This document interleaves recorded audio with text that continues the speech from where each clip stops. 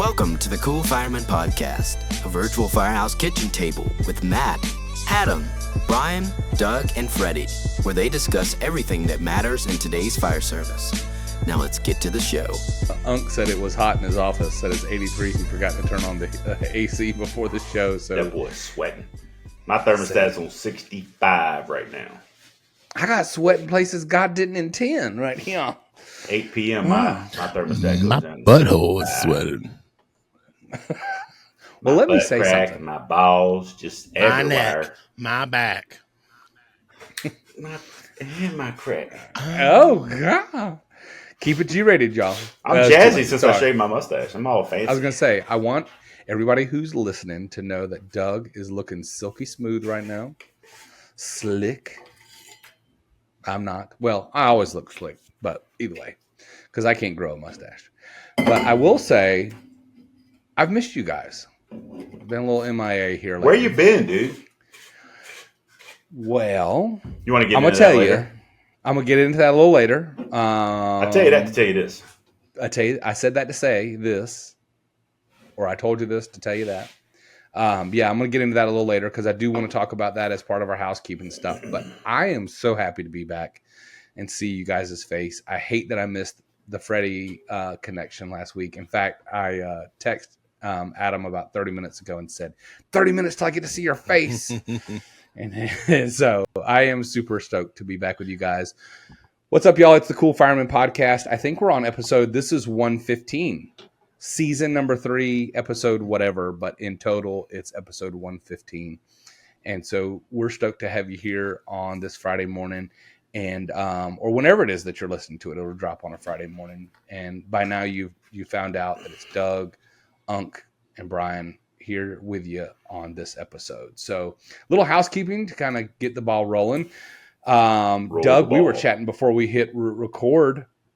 FD Collectors Club coins are shipping, right? You texted Tom. Mm-hmm. Tell us all about it. Tell us all about FD Collectors Club and the burn box this month. Yeah, man.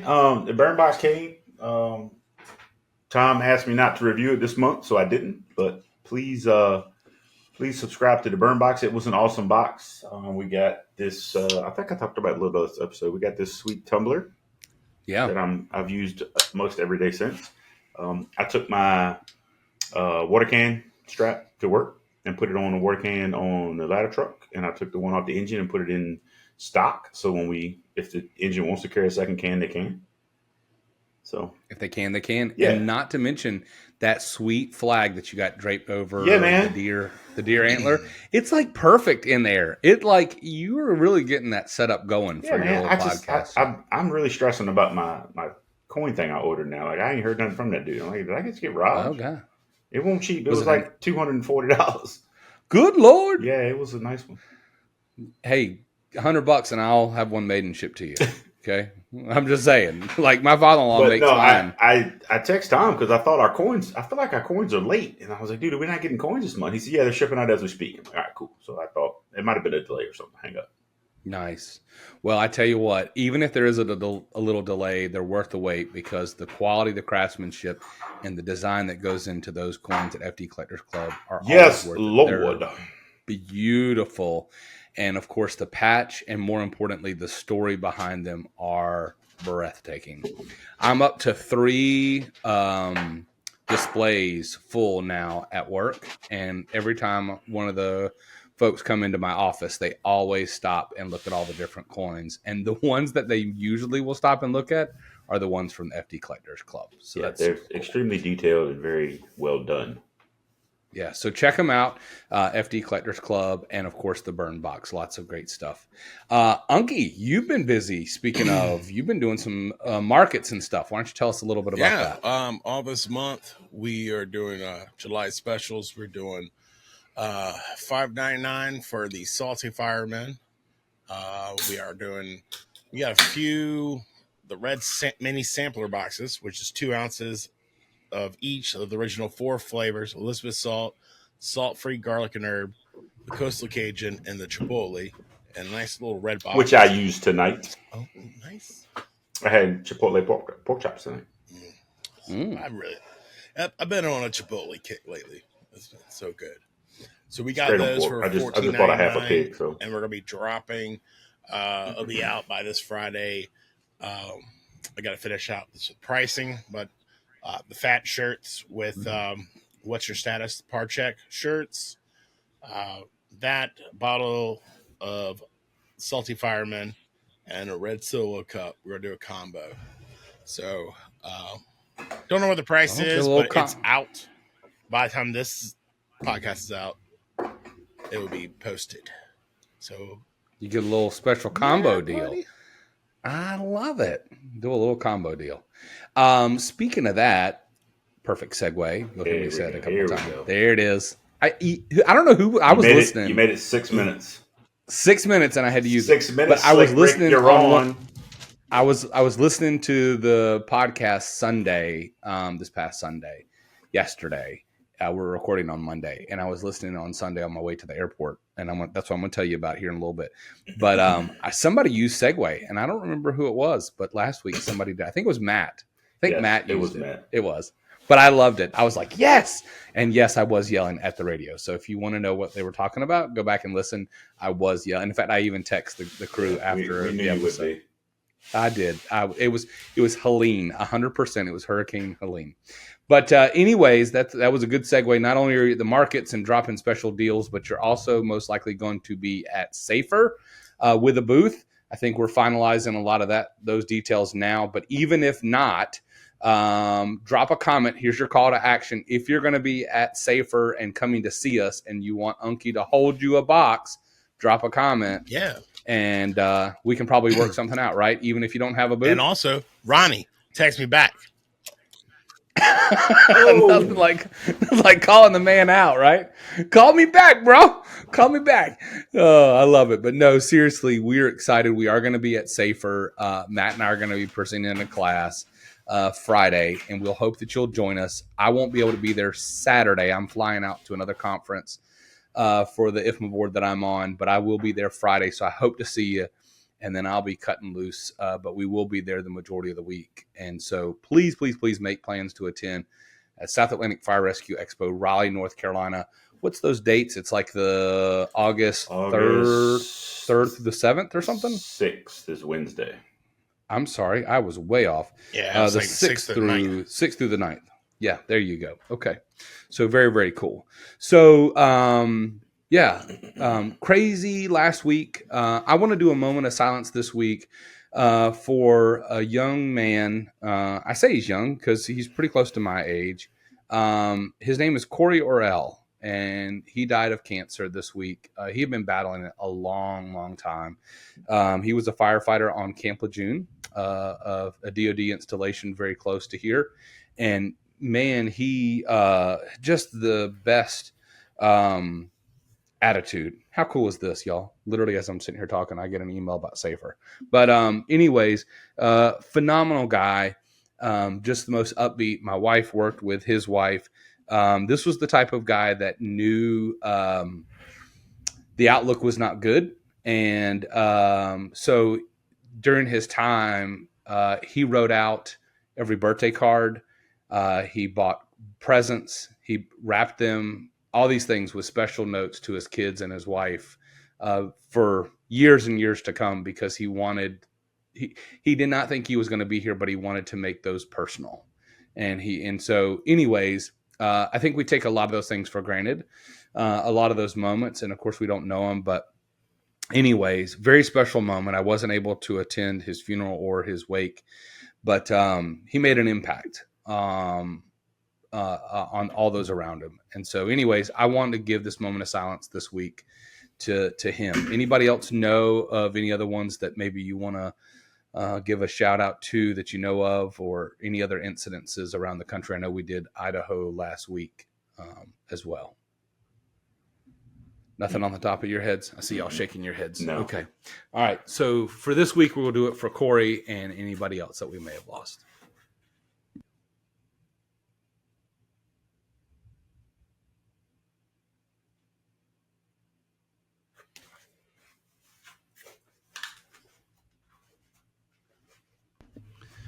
Amen. Well said. Well said. So like I said, I couldn't be at the wake because I was on an airplane, and it was kind of funny. My wife ran into my lifelong best friend. In fact, the guy that was the reason why I got into the fire service, JR, and he works at Camp Lejeune as well. And he was like, "Where's Brian at?" She said, "He's on an airplane." And JR said, "Of course he is. He lives on an airplane recently." And so if you're watching, I'm actually at home recording this podcast. The podcast that I've been on recently, I've either been at work or I've been in a hotel room. So I've been traveling a lot for work here recently. But this past week, I was on vacation with the family, and then I participated. As y'all know, I have my social media channel, East Coast Kellys, which is a little backdrop here. And so I was invited, I think it was about a year ago, to join Blackstone's what they call Griddle Crew. So everybody's heard of Blackstone. They're the griddles. And so the Griddle Crew is basically social media influencers from around the country.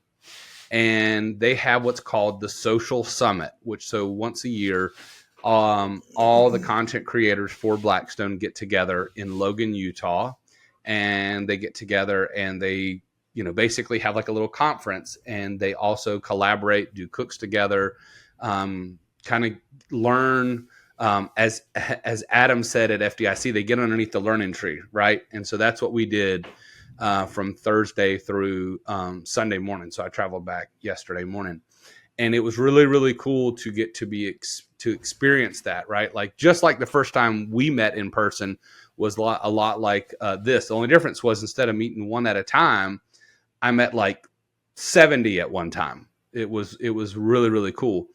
I got to meet people that I've watched on YouTube, were part of the reason why I started doing content, and really connecting with them and talking to them. And then also having people that came up to me and was like, "Hey, we get a lot of our ideas from you. You've been influential to us. It's an honor to meet you." And I'm like, "Man, I'm just a regular dude. Like, I don't know what you're talking about." But it was kind of humbling. It was a very humbling experience to be there amongst that whole situation. And Chef Nathan Lippy is the main cook for Blackstone that does the social media. And he did kind of a keynote speak. And I thought it was so cool. And I told the guys that I wanted to discuss this on purpose, because in his keynote speech, and this ties back to Safer, and it also ties back to tonight's topic. It's a great segue, right, for each way. Part of it was he said, what brings us all here together, no matter where we're at in the country, no matter the color of our skin, no matter the amount of money we have in our banking account, is that we cook to serve. And he says that sounds cliche, but we really do. If you think about it, you want to serve those directly in front of you. You want to put out a great product, but you also want to serve those online. Like, you want to make a lasting impression. And I was like, it was like a light bulb moment. It made sense. It's like, why do I enjoy this? Why do I enjoy putting the content out there? Some of them I get hate by some people, right? The same thing with our stuff that we put out here, our little clips. We get some hate from people, but we do it because we love serving. And I really like, it was this aha moment for me sitting there, and it was like, this makes sense. Like, this is the reason why I'm doing it. This is the reason why I cut 4 days off of my family vacation, because I enjoy serving with people. And it's also the reason why I joined the fire department, right? Like, that's the reason why I'm still here all these years later, is because I enjoy serving. I'm not serving the public on the fire truck. Now I'm serving the men and women who go out and serve the public in my capacity.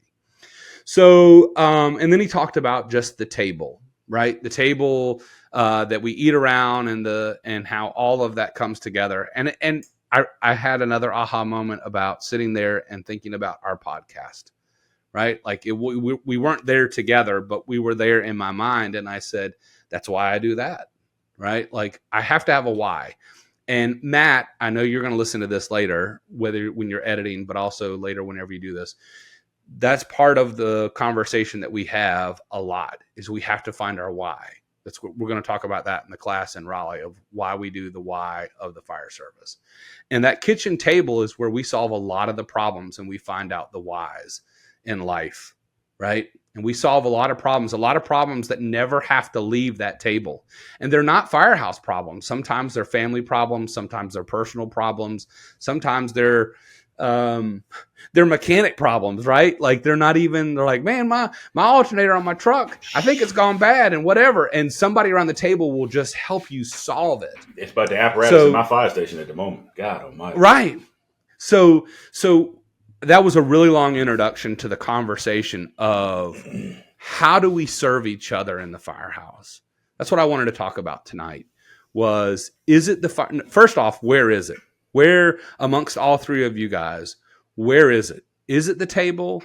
Is it the apparatus bay? Where do you come together to solve those problems? So I want us to talk about that first. So Adam, where does your guys get together and solve the world's problems? It's either out of the smoking gazebo or at the kitchen table. I mean, that's the classic where it's at. The smoking gazebo. Yeah, we have every building on military installation must have a gazebo over 50 feet away from any structure. Gotta love chapter 3. Yeah. That's the fire code geek in me. It comes in the smoking section is in chapter 3. Gazebo has seats in it. It's outside. You just get around it and hang out. Is it both shifts sometimes, or is it just one shift? Is it just your shift? Is that where your shift goes and your crew? My previous station, my current station is unique, very unique. But previous station, it was in the back of the bay. We had couches behind our ambulance, and we hung out. That's from 5:30 in the morning to about 7 o'clock, 7:15. That's where you can find everybody out. So, and some people, and that's where you check in so we can tell the shift commander that you're there. And some people that will like to sit in the kitchen all morning long because they think that's where it is in this firehouse. It's not. We're like, hey man, it's not. It's Chief said you better call him. It's 5 minutes to 7 o'clock. He wants to know where you're at. Well, I've been here since 6 o'clock. Not to us. You're not. You haven't been. Now you got to call the man, and he wants to know why. Yeah. Why it's 6:55 and you're not at work right now? So I envision the guys coming in, going to get a cup of coffee from the coffee pot, and going out to the bay. Is that how it works?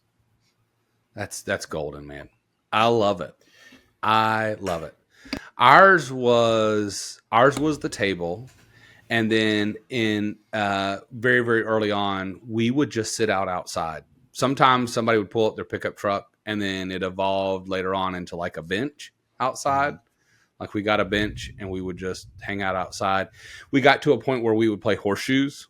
We had a horseshoe pit, and man, we would solve a lot of the problems around the horseshoe pit. And that was really, really cool. And the people who traveled, kind of like you said, they didn't ever come out there. And so they weren't in the clique. And I know that sounds bad to say, but like they didn't get it. But the station I'm at now, or the department I'm at now, every one of them have the out in the bay, the chairs or the sofas out in the bay.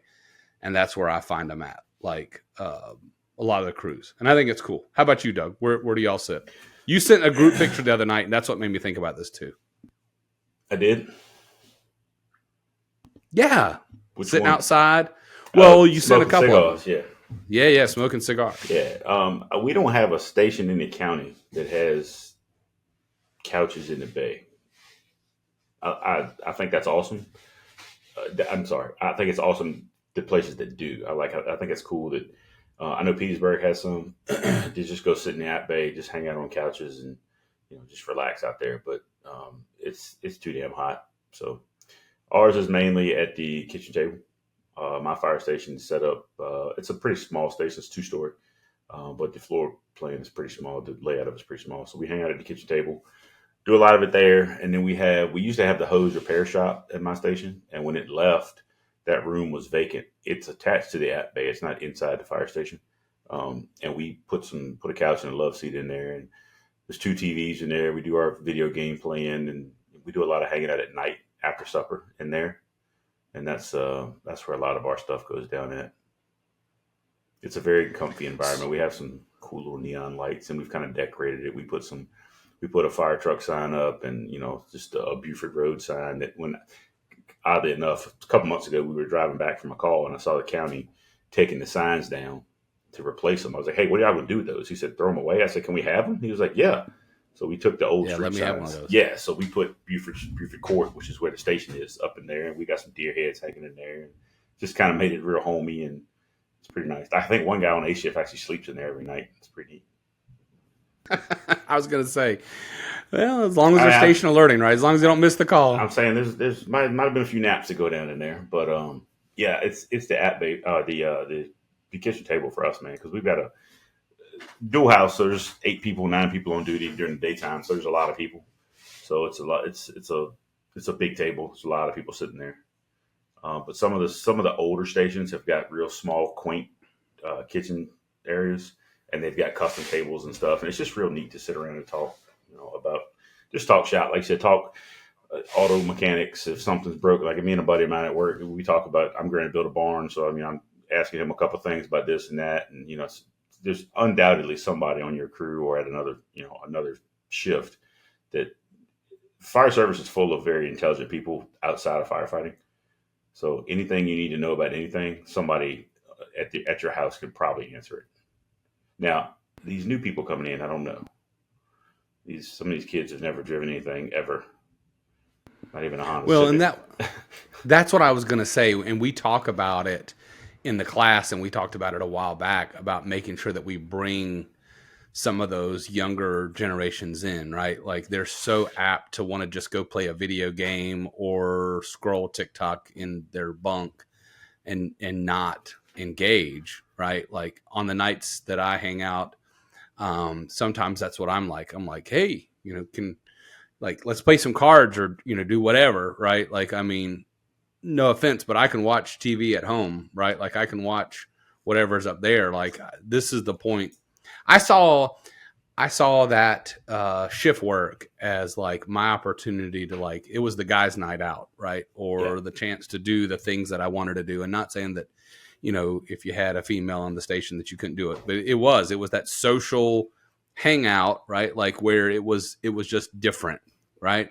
And you could do that with your family, but it's not the same, right? The jokes, the dry humor, it's different, right? And that's why I said it's a different time. So whether you're in the bay, you're around the table, whatever it is, and I mean, all 3 of us were at FDIC, right? And so when we got around the table every night, like we hustled at FDIC with Tom, but when we got to dinner, it was like a Firehouse table, not at the Firehouse. At least that's what I felt like. I don't know about y'all. Yeah. And we were solving problems, not even there, but just because of who we were and what we were doing. Whether we were discussing the next evolution of the burn box, what potential Adam had, or how Doug could help, or how I could help, or everybody. We were solving problems. We were solving problems we didn't know we had. Right? We were talking about politics at one point, I think. And so I think it's our human nature in the Firehouse to be able to do that. And I think it's really, really cool. So whether it's at the Firehouse, it's an old hose repair room, or it's the back of the bay, I think what needs to happen and what we don't need to lose. And that's kind of one of the things I wanted to say is about the human connection. And I love that other part that Chef Nathan Lippy discussed in his keynote was he said, so many people are worried about AI and how it's going to take over. And I know Adam and I are big ChatGPT AI people. Like we use it a lot for our companies and things that we do. But there's still something personal about the connection, whether it's listening to a podcast, having a conversation one-on-one, just taking the moment to slow down. Right. Sometimes I just call Adam because I feel like I need to just release the pressure off of the top of the pressure cooker, and he'll just go, "Okay, buddy, that's good." Right. And it's mostly just it's just what we need. Well, I don't know about that, but and I that's what I went back to. It's like our serving isn't about the food. Our our kitchen table isn't about that. Sometimes it's just about solving problems we don't know that we have in that moment, right? Like you said, Doug, you go there and you're like, man, I'm building this barn, and I need some help with it. Like I need some direction, right? And I need some help with this, that, and the other, or whether it's Adam talking about, the next level of his business. So I think it's important. I do want to ask a question, and to y'all is, what do you think's in your career? And both of y'all are over 10, right? Doug, you've been there over 10 years now, right? Yes.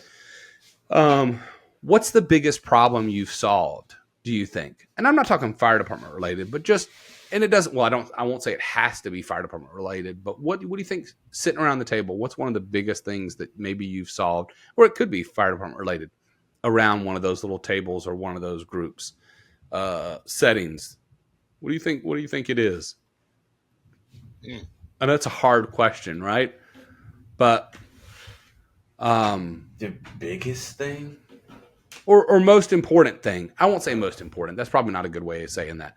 But the most impactful, right? That had the most impact.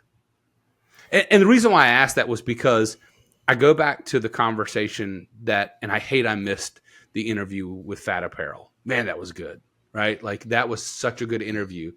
And I go back to where Adam, and help me out with his name. I'm drawing a blank. Derek, thank you. Derek would just go get in the ambulance, right? And solve problems they didn't know that they had, right? And their table was the ambulance, right? And they just solved problems.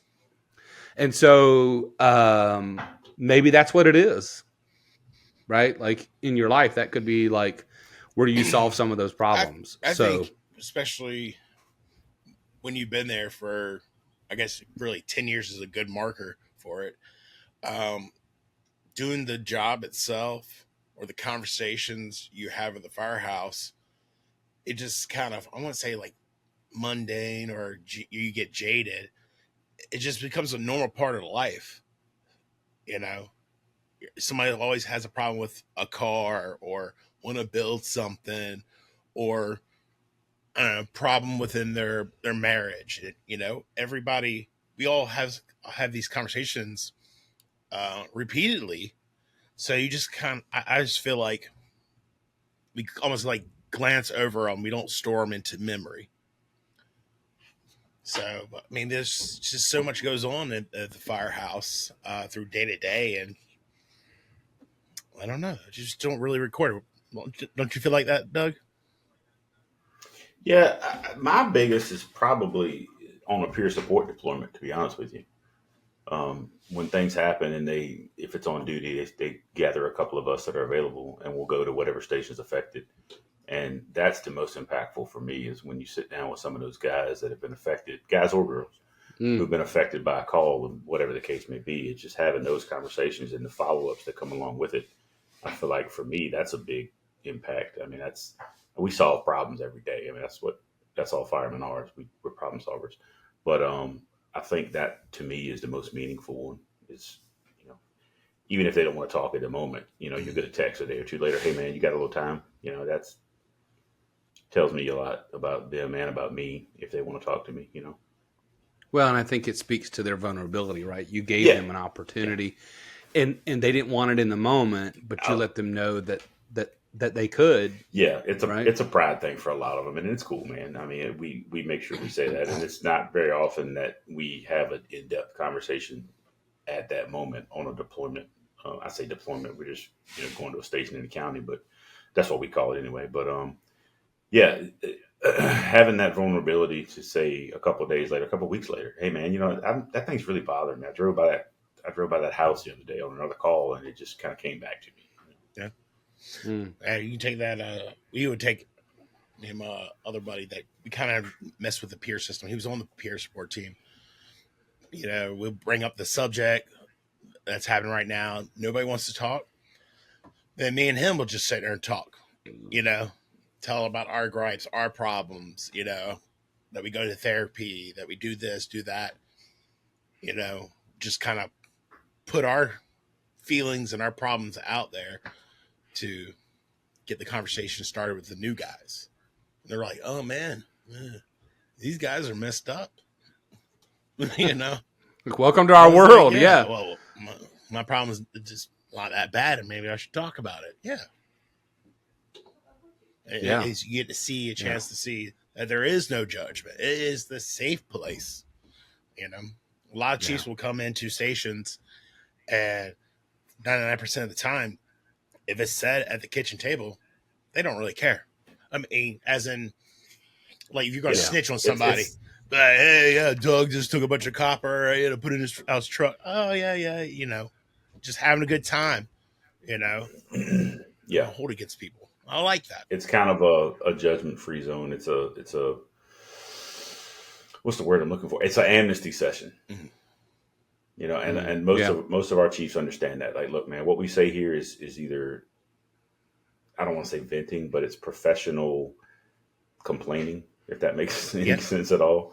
Like, it's just, look, man, this is how we really feel. And I think a lot of them, when they come for their meals, or if they come for a meal, they understand that. Like, look, I'm a man of these people, and if I'm a good chief and I'm worth my brass, then I need to hear them out when they're being the most vulnerable and they're speaking to me truly and matter of factly, and not yes chief, no chief, that kind of thing. Because the dinner table is more of that casual environment. All right, man, we're going to talk. Okay.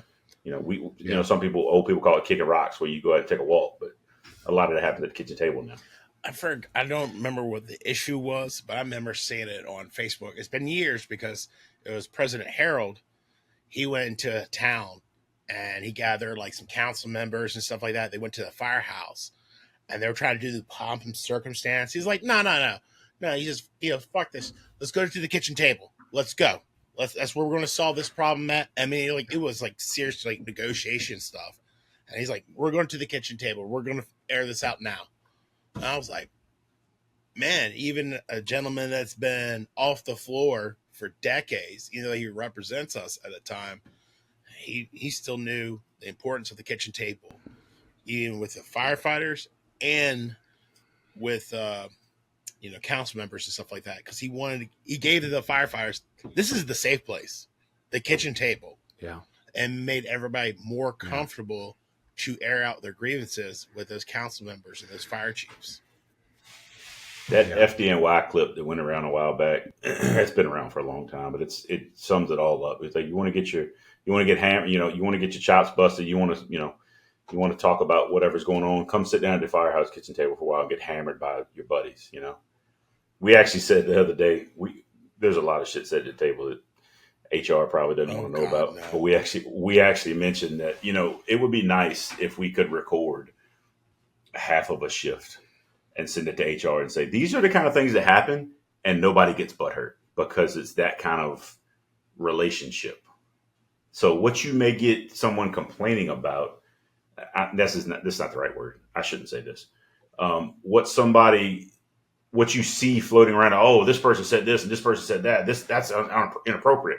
Yeah, but you don't understand the context of the way that guys and some girls converse with each other in that relationship, because it's a working relationship and they're like brothers and sisters. Like, it's a friendly family type environment, and you bust your chops. It is what it is.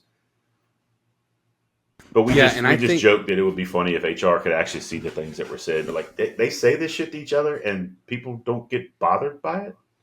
Now, of course, you always need to know your audience. I get that. But at the same time, you work with your crew day in and day out. And I've been designed with some of the guys in my house for 4 or 5 years in a row now. And, you know what you can and can't say to them, and how, I don't want to say how far you can push the envelope, but, how you interact with each other and who they are. Yeah.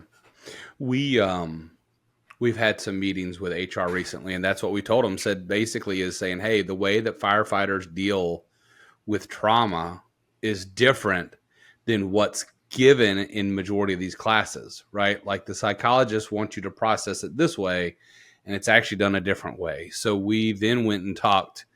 We had some folks come in that focus on it, right? Like true firefighter and law support group. And they're like, yeah, they're going to come in and they're going to make light of and laugh about XYZ and 1, 2, 3. And HR was like, okay. We're so like messed up. If we come back from a dead baby call, we're gonna make dead baby jokes. It's absolutely Yeah, horrible. right. Yeah. It's not what you expect, Exactly. right? And so I think that's what it is. I wanna kind of give my two things. I want to give my early on answer and my now answer, because I'm now over 2 decades in. My early answer, looking back, actually helps my long term. Was very blessed to sit around the kitchen table and learn from my officers about long term goals, right? And what I mean by that is like they talk to me about the importance of planning for retirement and determination and work, right? And I don't know that a lot of fire departments, the officers did that, but I was very blessed. Like I can remember sitting around and listening to them talk about it and analyzing their paychecks. They're like, "Oh, I think payroll shorted me out 4 hours of overtime and da da da da da or whatever." And so, they're like, "How much did you lose this time in your 401k and stuff?" And so I made it a point every time my stuff would come in, I would check that stuff. Right. And then I would ask other people, my employees. I had one that was retiring, about that kind of stuff. And I feel very blessed because, granted, they were okay. But at the same time, like, this has been a long time ago. Like, he was like, I don't know. I don't know what I have. And I'm like, but you're retiring and you don't know what you have? And that's not okay. So, again, I'm blessed that those people put that in my head to monitor it, to track it, to be prepared for it. Because again, I think we're raising a generation today that assumes that stuff will be handled for them. Right. And that's not going to be the case. And we're also teaching in HR and everything else that it's not okay to ask those kind of questions, to not impose on someone else's things in life, right? Longevity, loyalty, right? We're also in a world where the fire service, and I don't want to go down a rabbit hole with this, but like, it's okay for you to jump from one department to another department all for chasing $1, right? And I get that. I get it 110%. That's not a rabbit hole that I want to go down. That's for another show. But at the same time, like, it's also one of those things where there's value sometimes in those, right? Like, I left an organization because I understood about retirement, right? And it's a conversation where if we're raising people up, those conversations that you had about the negotiations of the guy who comes to the kitchen table has the information he needs to go advocate for better pay and better benefits, right? But if the young people aren't educated, they can't have that discussion, right? So again, it comes back full circle. And then the now moment the now blessing is that now as I stay the night and I have the conversations around the table, it goes back to kind of Doug's point is I love having conversations at the table and where I can give answers to the crews about things that are happening. And we have processes of giving information, but I love it because I'm able to answer questions directly, right? How many people are going to send an email up through the chain to get a question answered, or better yet, how I don't want to say how available is it, right? We're still in a small department, but I can sit down with a crew and a rookie firefighter ask the deputy fire chief a question about purchasing of apparatus, right? Even in a smaller department, that's still, it's not necessarily normal, right? So they can bypass their captain, their battalion chief, and go straight to the deputy chief and answer those kind of questions. And that's what I love about it. Those are the problems I love, because then I'm able to stop rumor control. Right. And in an organization, that's one of the biggest killers is rumors, right? And gossip. And there's nothing worse than tell a friend, tell a fireman, right? Like, it is bad. And so I want to stop as much of that as I can. And I love to be able to give that clarity when and however I can. And that's the reason why I still do it. So I think it's really important that we do that full circle. So here's our call to action tonight is, where do you guys come together to solve your problems? And what's the biggest problems that you have solved? Is it personal? Is it a department thing? Is it a life thing? Is it kind of like what Unkie said? Is it just the mundane things that, get you calloused, but it helps get you through. What are those things? So, any regrets? Have you ever said anything? And this is the question I want to close with as we kind of round out tonight's episode. Have you ever brought anything up at the table that you regretted? Not that I want you to answer it here, but have you ever brought it? Because that's the last thing you want to do is put it all over the internet, right? But have you ever said something at the table you regretted? And I'm going to answer and say, yes, there is something. I heard about it like forever. I still run into the one firefighter who brings it up every time. Yep. Yeah? Adam, you're going to say yeah? Oh, yeah, there's plenty of stuff. And what I'd like to do is sit back and watch this. Like funny or embarrassing? Like what? Like, car, but like I said, we're not going to go into that part. So, but yeah.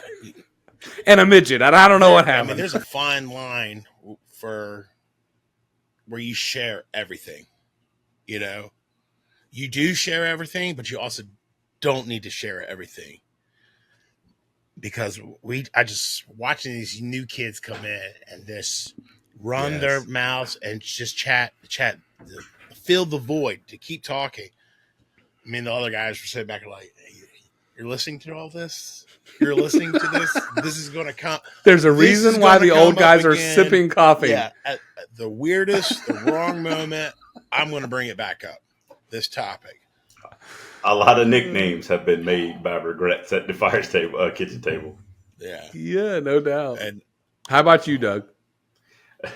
More than you know, buddy. I don't want to talk about it, but more than you know.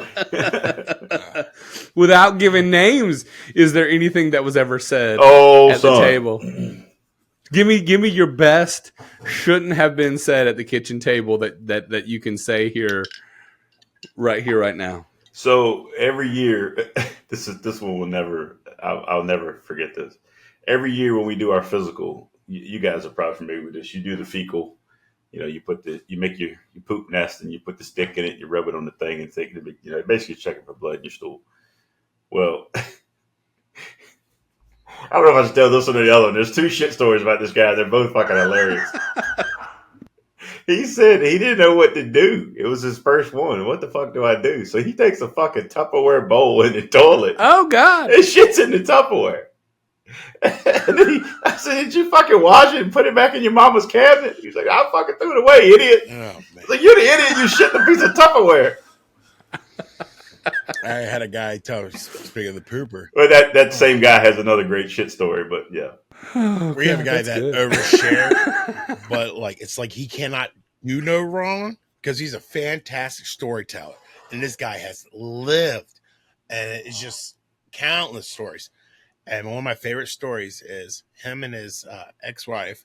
They were getting wild, and he used the beaded little ropes, and he received. Oh God! He was catching. He caught it, and he's like, "Yeah, you're supposed to."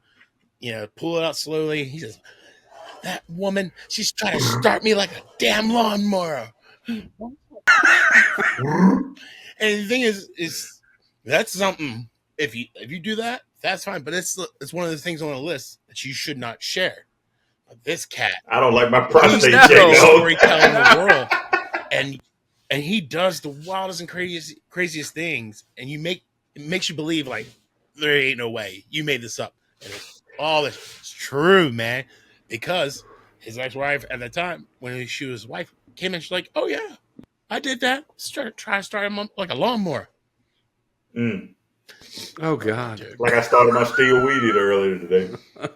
Oh gosh! Oh my gosh! I got some good ones. But I'll just say one guy came to the table. He's since passed, but he came to the table and told us about how his wife left him for another man, and he had always talked about how little he was and how this other guy was so much bigger. And it was like, why? Why do you got to come to the table and just talk about that? That's the only category. Is some things you should share that look, I'm going through a hard time. I'm going to divorce and stuff like that. But you got to be careful about these details because people will remember those 10 years down the road. Be it that you're a bad just person, stop. A good person. Just stop. Yeah. So for the listeners, remember, God gives you conviction to just stop talking, right? Like just say, hey, I'm going through some rough times or whatever. Or better yet, do like Doug, just sit back, take it in, and stop talking. And be really mindful of who's at the table. When that you find is the key yourself right in a there. hole, Because the first thing you got to do is stop digging. Yeah, what's the saying that the only difference between a rut and a grave is the depth of the hole, right? You Yeah. can get yourself out of a rut. You can't get yourself out of a grave. And that is terrible. You can solve a lot of problems at the table, but you can also find yourself in one too, right? So what a great way to end tonight, y'all. Right at 45 minutes. Hey, good show, right? Yeah. Love it. Good things. So I'm glad to be back. Thank you for letting me come back, for keeping the setting out here for me at the kitchen table. Y'all, thank you for joining us tonight. Who wants to send us out? Unkie, will you do it? sure can. Roll it, Gigi. Roll it, Gigi. Before you leave, hit that subscribe button, turn on notifications, and give these firemen a huge thumbs up. Also, make sure you check out thecoolfireman.com for more. Thanks!